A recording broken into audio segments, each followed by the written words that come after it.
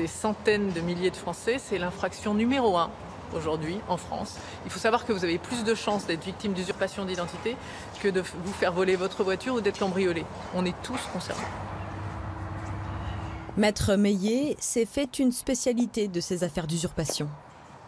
Elle se veut rassurante.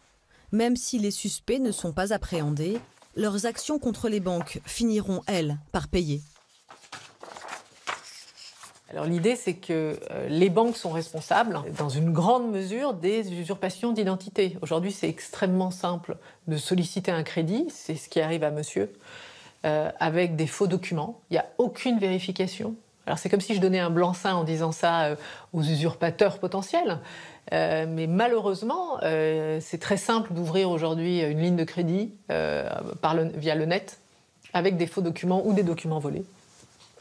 Et ensuite, moi, je mets en cause les banques qui sont systématiquement condamnées. J'ai très bon espoir que ça aboutisse. On arrivera à les condamner, vous obtiendrez gain de cause. En revanche, trouver les auteurs, les personnes qui ont réellement usurpé son identité, là, c'est plus difficile, sauf dans certains cas, il y a des réseaux. Et donc, les dossiers recoupés, lorsque les enquêteurs font bien leur travail, on arrive à des recoupements et on arrive à trouver les auteurs. Pour Henrik, c'est un soulagement de pouvoir confier son dossier. Mais de report d'audience en mise en délibéré, il devra encore patienter de longs mois avant d'entrevoir une solution. Ce matin, à la Cour d'appel de Paris, elle défend aussi le ministre des Affaires étrangères, Jean-Yves Le Drian.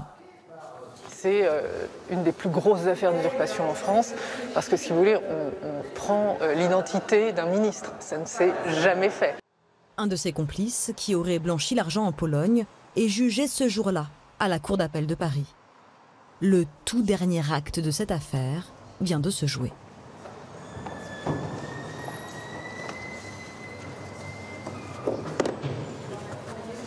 Le jugement a été confirmé, donc là on appelle 5 ans de prison, un mandat d'arrêt décerné à nouveau. Donc on ne pouvait espérer mieux.